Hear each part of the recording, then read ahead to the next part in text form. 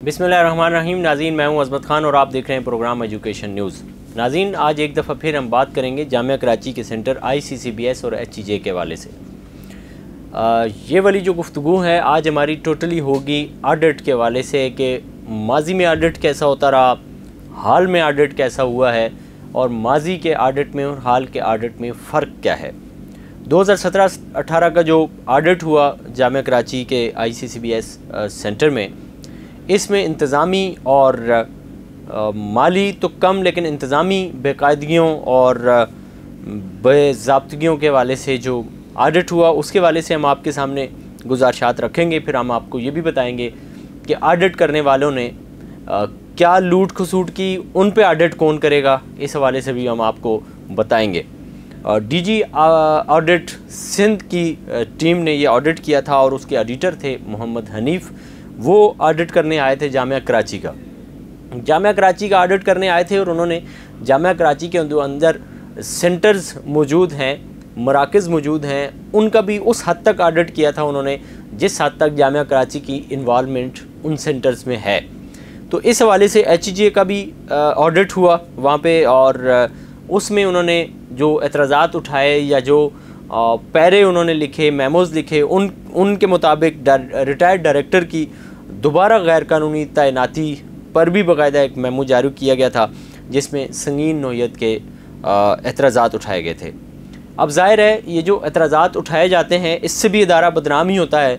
बहुत सारे लोग ये समझते हैं कि शायद ICCBS और HEJ के वाले से जो चीज़ें मंजर आम पे आती हैं उनकी बेकायदगियों को लेकर के, माली करप्शन को लेकर के, उससे इदारा बदनाम होता है।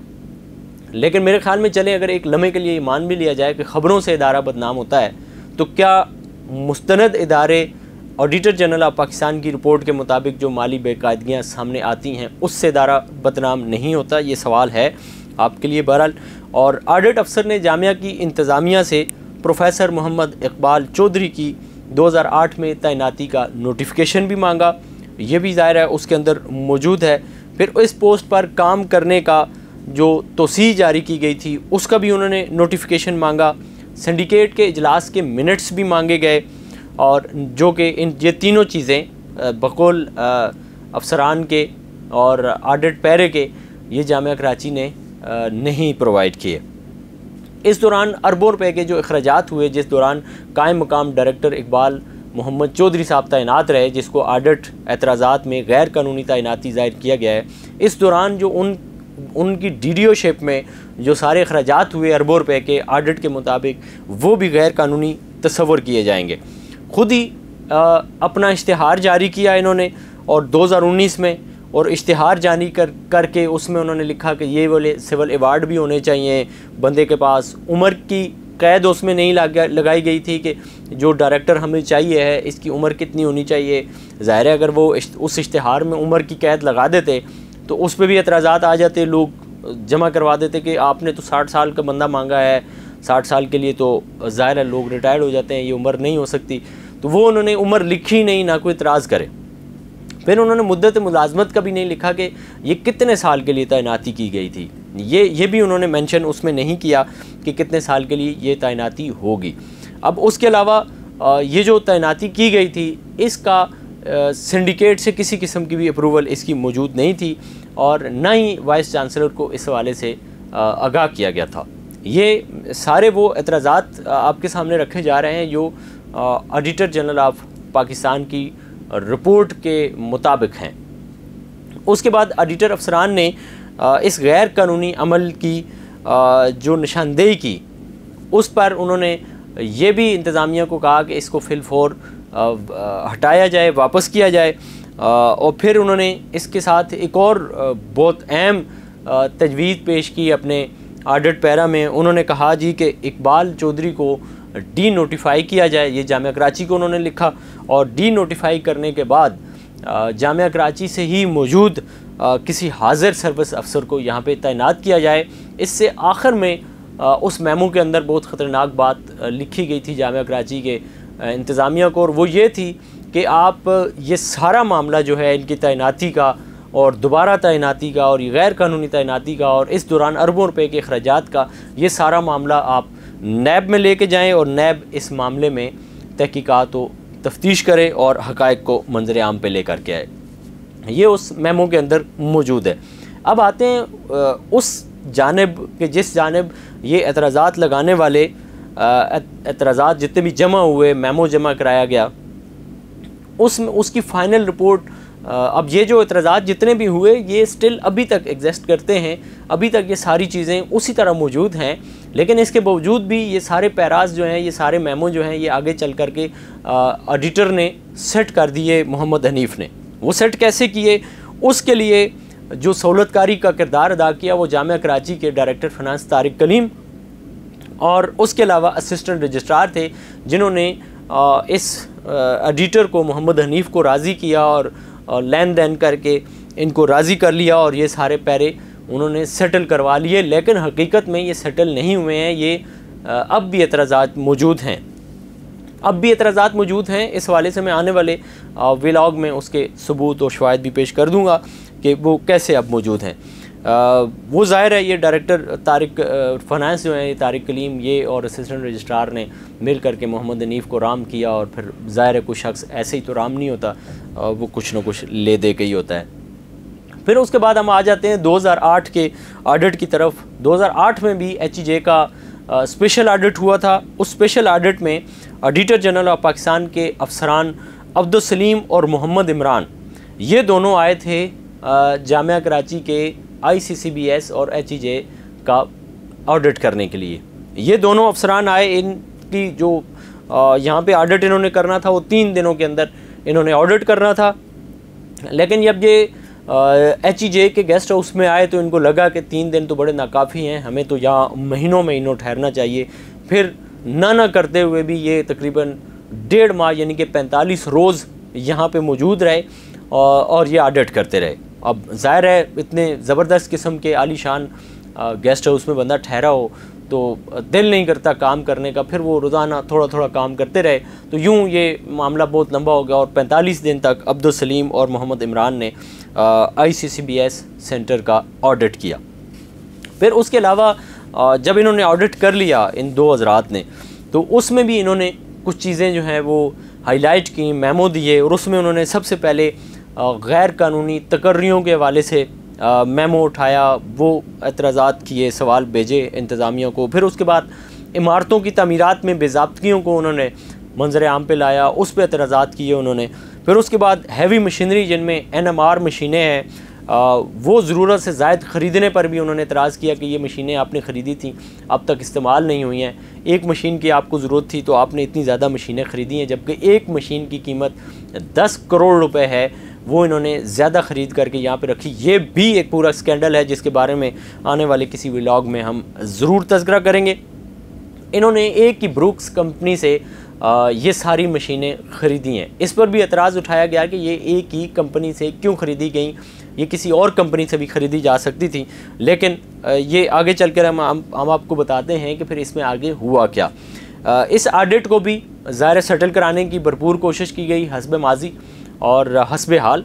तो सेटल कराने की जो कोशिश की गई, इसके एवज़ अब्दुल सलीम के छोटे भाई, ये जो ऑडिटर आए थे यहाँ पे 3 दिन के लिए ऑडिट करने और फिर 45 दिन लगा दिए थे इन्होंने ऑडिट करते हुए, इनके सगे छोटे भाई मोहम्मद अज़ीम को लाहौर से बुलाकर HEJ मार्केटिंग में पोस्ट कर दिया गया, तैनात कर दिया गया।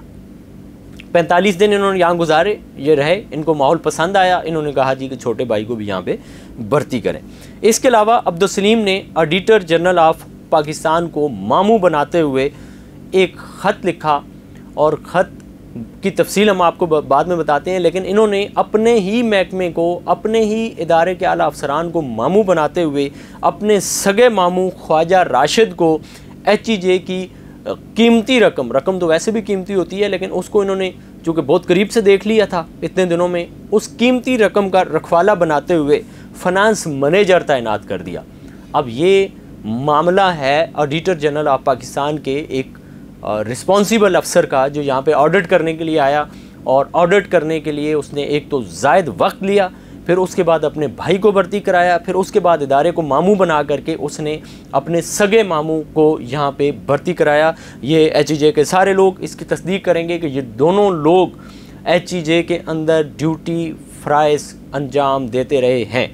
इस यहाँ पे भी इन्होंने ब्रेक नहीं लगाई। ये जो एडिटर साहब आए थे यहाँ पे शफाफियत को बरकरार रखने के लिए, शफाफियत को चेक करने के लिए इन्होंने यहाँ पे ब्रेक नहीं लगाई, बल्कि उसके बाद उन्होंने क्या किया कि डीजी ऑडिट को एक ख़त लिखा, अपने ही आला अफसर को एक ख़त लिखा और ख़त लेकर के कहा कि मेरी इस इदारे को बड़ी ज़रूरत है, मेरे अलावा कोई अफसर यहाँ पे ज़ाहिर उस तरह से नहीं ड्यूटी परफॉर्म कर सकता जिस तरह से मैं कर सकता हूँ, तो लिहाजा मैं एडिटर जनरल ऑफ पाकिस्तान में भी रहूँगा और यहाँ भी मैं इनकी कंसल्टेंसी करूँगा, जैसा कि मैं पिछले 1.5 महीने में कंसल्टेंसी करते हुए अपने मामू को भी भर्ती कराया और अपने भाई को भी भर्ती करवाया, और उसके हिवज़ मैंने इज्तिमाई एक मिशन को, इज्तिमाई काज को, इज्तिमाई मफाद को नुकसान पहुँचाया। उस पर उन्होंने अपने जो है डीजी से एक लेटर लिखवा करके डेली बेसिस पर पे यहाँ पर के माहाना बुनियादों पर अपनी तैनाती भी एज अ कंसल्टेंट करवा ली। फिर भी इन्होंने ब्रेक नहीं लगाया अब्दुल सलीम साहब ने। इन्होंने सोचा आखिरी इनिंग है, खूब खुल करके खेलते हैं। इन्होंने अपनी तैनाती HEJ में बतौर कंसल्टेंट करवाई। फिर उसके बाद 2008 से लेके 2022 तक, 2008 में ये मसूफ़ यहाँ पे आए थे, 2022 तक मुसलसल इनको माहाना मुशायरा मिलता रहा। यहाँ पे भी इन्होंने ब्रेक नहीं लगाई। इन्होंने कहा जी आखिरी इनिंग है, खुल के खेलते हैं, जब आउट हुए देखा जाएगा। इन्होंने जब भी ये लाहौर से, इस्लामाबाद से कराची आते, ये सरकार के मेहमान ठहरते, यानी कि HEJ के मेहमान ठहरते। VIP गेस्ट हाउस है, आप उसकी तस्वीरें देख सकते हैं। वहाँ पे ये मेहमान होते, बमा फैमिली मेहमान होते। यहीं पे इनकी ख्वाहिशात का ख़ात्मा नहीं हुआ, बल्कि ये अपनी फैमिली समेत यहाँ पे सरकारी गाड़ी इंजॉय करते और HEJ के फ़ंड से ये खूब खुला करके फैमिली को भी और ख़ुद भी इनको शॉपिंग करवाई जाती, क्योंकि इन्होंने ज़ाहिर है स्पेशल ऑडिट में स्पेशल किस्म की मराद जो दे दी थी, फ़ायदे जो दे दिए थे HEJ को, तो उन्होंने कहा ठीक है, आपने तू मन शुदी मन तू शुदम, तू मेरा हो और मैं तेरा हूँ, तू मेरे गुण गा मैं तेरे गुण गाता हूँ। तो फिर ये मामला इस तरह चला और अब्दुल सलीम साहब ने खुल के खेला और सरकार को भी नुकसान पहुँचाया और मामू भी बनाया और मामू को भर्ती भी कराया। इसके बाद जब वो ये आते और यहाँ पे मेहमान ठहरते, सारा कुछ होता, गाड़ी भी मिलती, पेट्रोल भी मिलता, शॉपिंग भी करते। यही हुआ, यानी कि 5 उंगलियाँ इनकी घी में और सर कढ़ाई में, सर कढ़ाई समेत ये खुद ही पूरे कढ़ाई में हो जाते थे। ज़ाहिर है इस तरह के फ़ायदे तो इनको खुद अपने पेरेंट डिपार्टमेंट में नहीं मिले होंगे जितने इनको फ़ायदे यहाँ पे मिले हैं। और अब आने वाले वक्त में इन पर नैब में और दीगर इदारों में इंक्वायरियों के लिए भी ख़त लिखा जा रहा है, जो जहाँ तक मेरी मालूमात है। नाज़रीन, अब हम आते हैं इस प्रोग्राम के अगले हिस्से की तरफ। अगला हिस्सा ये है कि 2019 से 2023 तक का एक स्पेशल ऑडिट भी होने जा रहा है, बल्कि अब तकरीबन हो चुका है HEJ का। और ये मुझे याद पड़ता है कि मैं और मेरे साथ दीगर एजुकेशन जर्नलिस्ट भी थे, प्रोफेसर मोहम्मद इकबाल चौधरी साहब ने एक फॉर्मली मीटिंग बुलाई थी साफ़ी लोगों से, और उन्होंने कहा कि एजुकेशन रिपोर्टर्स हैं, आएँ और मैं आपसे बात करता हूँ। उस वक्त तारिक बिनोरी साहब का दौर था, वो चेयरमैन थे HEC के। तो इन्होंने एक मीटिंग बुलाई, उसके बाद कभी इनको ज़हमत नहीं उठाना पड़ी, उसमें इतने सवालात साफ़ियों ने किए थे इन पर। उसके बाद जब ये 2018 से 2023 तक का, तो उस दौरान ये एक चीज़ उठी थी मीडिया में कि इसका ऑडिट होना चाहिए। तो फिर पहले 10 साल के ऑडिट की बात हुई, फिर उसको करते करते 3 साल पे ये रजामंद हुए कि हम 3 साल का ऑडिट करवाते हैं। पहले तो जब भी ऑडिट की बात होती है नोबेल को लेके आ जाते हैं जी कि हम नोबेल याफ्ता हैं, हम पूरी दुनिया का ये अवार्ड रखते हैं, हम पूरी दुनिया का, इस तरह की ये सारी चीज़ें ले करके आते हैं और ख़ुद को ये कानून से थोड़ा सा बालातर साबित करने की भरपूर कोशिश करते हैं। लेकिन यहाँ पर हुआ ये कि 2019 से 2023 तक का स्पेशल ऑडिट होने के लिए टैग लग गया, लेटर निकल गए और इनको ऑडिट बाकायदा से कराना पड़ा, जिसके लिए HEC ने ज़ाहिर है इसकी सिफारिशात की थी कि स्पेशल ऑडिट होना चाहिए। उससे ये मुकर नहीं सके, भाग नहीं सके, निकल नहीं सके। फिर हुआ ये कि एक स्पेशल ऑडिट टीम तश्कील दी गई, जिसका सरबराह इमरान नूर साहब को बनाया गया। और इमरान नूर साहब अच्छे अफसर, उनके हवाले से उनकी शोहरत है। उनके साथ आज़म चन्ना उनकी टीम में शामिल थे, इमरान मंगी और दीगर 2 अफसरान भी इस 5 रुकनी स्पेशल ऑडिट टीम का हिस्सा थे। अब इन्होंने ऑडिट किया। ऑडिट में इन्होंने वो जो पिछला ऑडिट मैंने आपको बताया था स्पेशल रिपोर्ट वाला, जिसमें इसी डिपार्टमेंट के अब्दुल सलीम ने अपने भाई को और मामू को भर्ती करवाया और मामलात को सेटल करवाया, फिर उसके बाद जो ऑडिट हुआ उसमें भी मामलात सेटल हुए। इन्होंने वो सारी चीज़ें उसी तरह की उठाई और उठा करके मेमोज बनाए और इन पे बड़ा प्रेशर भी आया। हमारी मालूमात के मुताबिक इनको लेन देन करने के वाले से भी इनको कहा गया, लोगों को डाला गया, लेकिन इमरान नूर किसी भी तौर पर इनके शिकंजे में, बहकावे में नहीं आए आखिरी इत्तलात तक, और उन्होंने रिपोर्ट सबमिट करवा दी है।